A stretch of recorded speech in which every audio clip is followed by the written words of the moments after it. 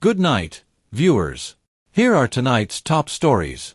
The government has banned truck parking in Ruimveldt reserves following illegal operations, while the CHPA CEO urges residents to avoid illegal land occupation in Amelia W Fitz Hope.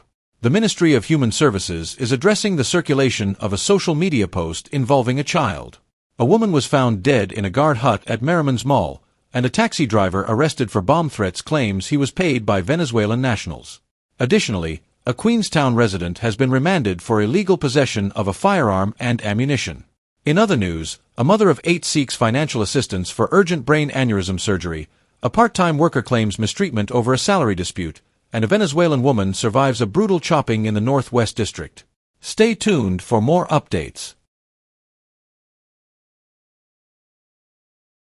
Queenstown resident remanded for illegal possession of firearm and ammunition. Azariah Ali, a 29-year-old resident of Lance Gibb Street, Queenstown, Georgetown, has been remanded to prison after being charged with the illegal possession of a firearm and ammunition. The charges were read to him on Wednesday by Senior Magistrate Fabio Azor in the Georgetown Magistrates Court. It is alleged that on September 8, 2024, at Norton Street, Georgetown, Ali was found in possession of a 9mm pistol and 5 live rounds of 9mm ammunition without holding a valid firearm license. Ali has pleaded not guilty to the charges. According to police reports presented in court, officers from the Customs Anti-Narcotics Unit, CANU, arrested Ali during a narcotics operation at approximately 9:30 hours. Officers observed Ali carrying a multicolored bag through an alleyway and, upon searching it, discovered a camouflage 9mm pistol and live ammunition.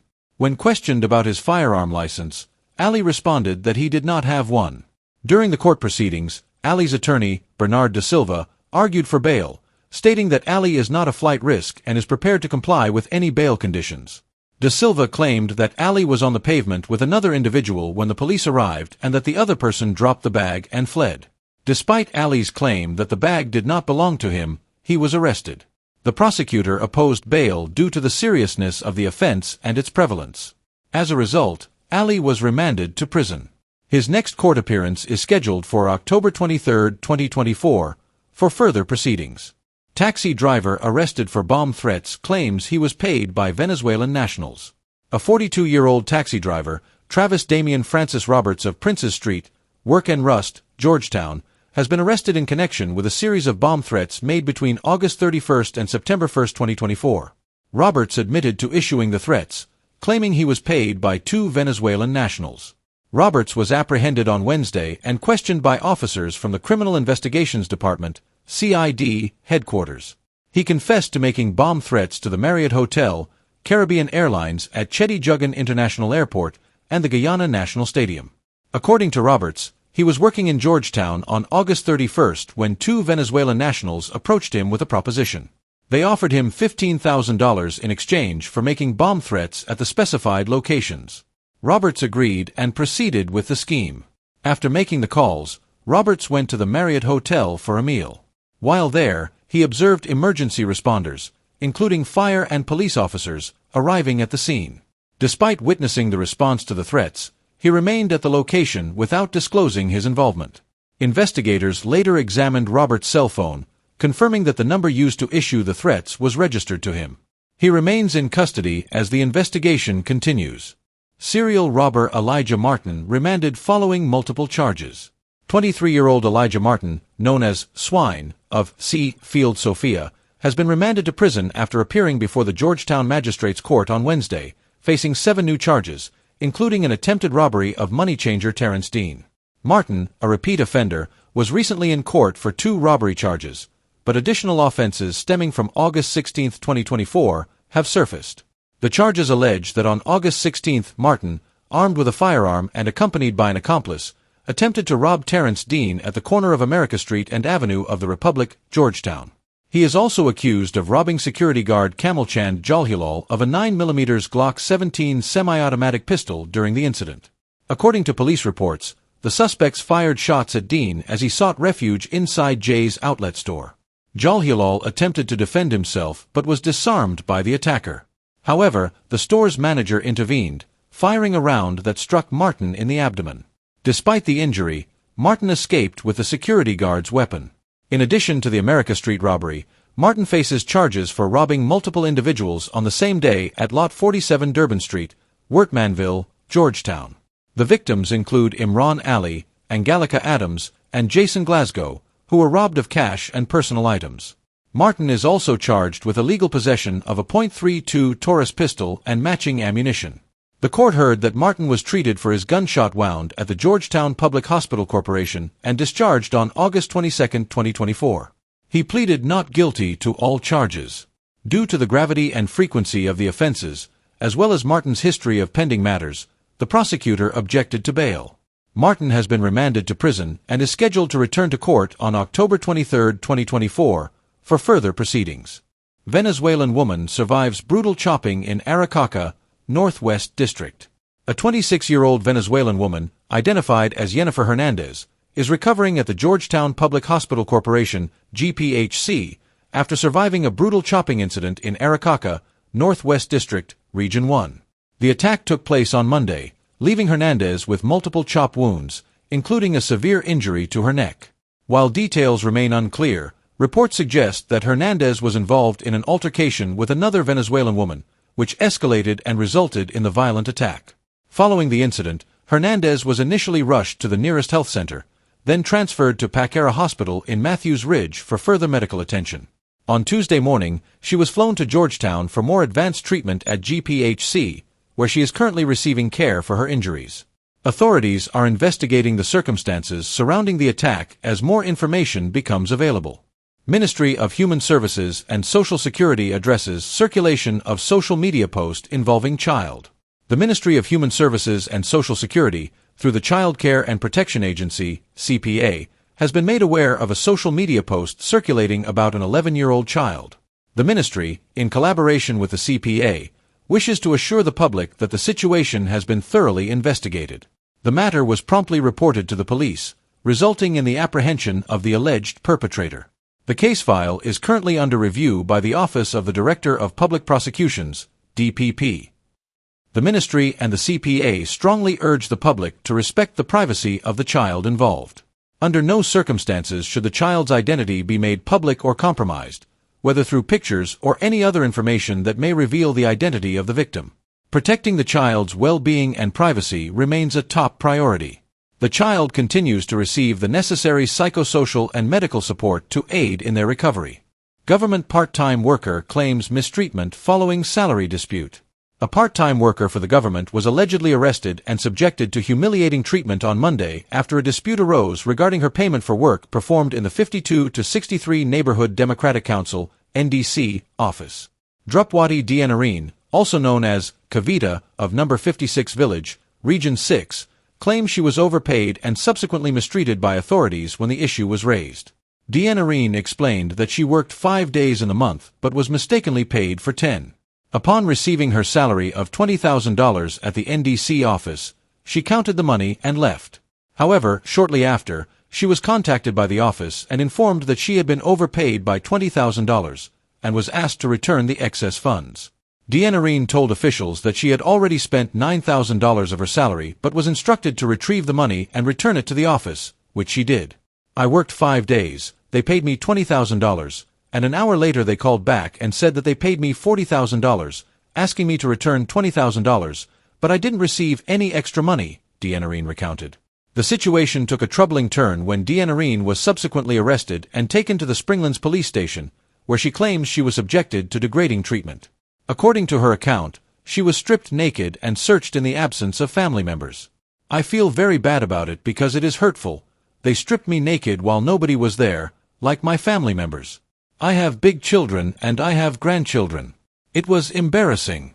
I am from a respectful family. People are doing worse than this and this doesn't happen to anybody, she stated.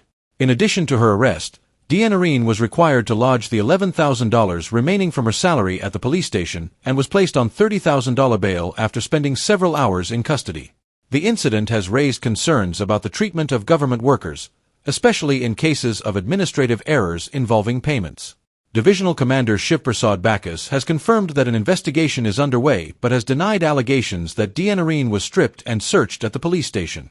Government bans truck parking in Ruimveldt reserves following illegal operations. The government of Guyana has implemented a ban on the parking of trucks in the Ruimveldt reserves after the recent removal of 11 sand trucks parked illegally at the industrial estate, near DSL Cash and Carry on the east bank of Demerara. These trucks had been unlawfully using the state reserve as a base for their operations, which disrupted the business activities of the nearby Continental Agency subsidiary, Torginal Paints Inc. Minister of Public Works, Bishop Juan Edgehill, visited the site on Thursday to engage with the truckers about the situation. Addressing the media afterward, Minister Edgehill explained, "The sand is finding its way into the factory, and it is contaminating the paint. This matter has reached the courts. We have come and removed these truck drivers before. Just under 2 weeks ago, the police came and removed them, yet they have returned." The minister also highlighted the truckers' attempts to negotiate with the government for alternative locations to conduct their business. However, the situation has worsened as some truckers have been dumping leftover sand on the reserves, further violating the law. "I have told them that if they want to discuss this issue, they can come to my office at 3 p.m. But from today, we are preventing and prohibiting the parking of sand trucks here for sale," Minister Edgehill declared. As part of the new measures, a sign and barricades will be installed at the location, and any trucks found violating this order will be impounded. Additionally, the government has announced plans to develop a commercial area where articulated vehicles can be accommodated. The government has initiated a plan where we will develop a piece of land for all the articulated vehicles. They can rent it. But we just can't allow the lawlessness to happen, the minister affirmed. The Guyana Police Force's traffic ranks will continue to monitor the area to ensure compliance with these new regulations. CHPA CEO urges residents to avoid illegal land occupation in Amelia's ward/Fitz Hope. The Chief Executive Officer of the Central Housing and Planning Authority, CHPA, Sherwin Greaves, has reiterated his call for individuals to refrain from illegally occupying or purchasing lands already allocated by the government in the Amelia's ward/Fitz Hope area. The CHPA has received multiple reports of individuals auctioning and constructing buildings on lands reserved for Phase 4 of its housing project. During a community visit on Thursday, Greaves emphasized that the CHPA has been closely monitoring the area and has actively dismantled unauthorized structures, including houses and fences. He also made it clear that the CHPA does not recognize any transactions conducted outside the formal allocation process, stressing that such actions hold no legal standing. Between 2020 and 2023, the government successfully regularized 13 squatting areas in Regions 2, 3, 4, and 10, Greaves noted. However, he clarified that the lands in Amelia's ward have already been allocated, making them ineligible for regularization. Greaves assured those engaging in illegal squatting that it was unnecessary, as the CHPA remains open to processing legitimate applications for land ownership. "We are disappointed that persons think they have to resort to these measures to secure an allocation, especially when we have been conducting hundreds of allocations in Region 10 since 2020 and continue to do more," he stated. He warned that continued illegal occupation would lead to individuals being registered as squatters, which could hinder their chances of being formally allocated a house lot. "There's no need to squat. There will be enough lands for everybody, and once you have a legitimate application in the system, you will be served," Greaves reassured. To address concerns from legitimate landowners, Greaves pledged the CHPA's commitment to safeguarding their properties and preventing further cases of illegal occupation. He also encouraged residents to look forward to future developments, announcing that the CHPA board recently approved $80 million to enhance road networks in Amelia's ward. Woman found dead in guard hut at Merriman's Mall. The Guyana Police Force is investigating the death of a woman, identified only as Desiree, whose body was discovered at approximately 9 o'clock hours today in a guard hut at Merriman's Mall, between North Road and Church Road on Shiv Chanderpal Drive. Desiree, who had no fixed place of abode, had been residing in the guard hut with an unemployed male named Troy Williams for the past 3 years. According to Williams, he noticed Desiree lying motionless and not breathing around 8:30 hours this morning. An ambulance arrived shortly after and transported Desiree to the Georgetown Public Hospital, where she was pronounced dead at approximately 9:15 hours by a doctor. Police have reported that no visible marks of violence were found on the body. The body is currently at the Memorial Gardens Funeral Home, awaiting identification and a post-mortem examination. Mother of 8 seeks financial assistance for urgent brain aneurysm surgery. Leslyn Richmond, a 39-year-old mother of 8 from Field, Sophia, is urgently seeking financial assistance for a life-saving brain aneurysm surgery.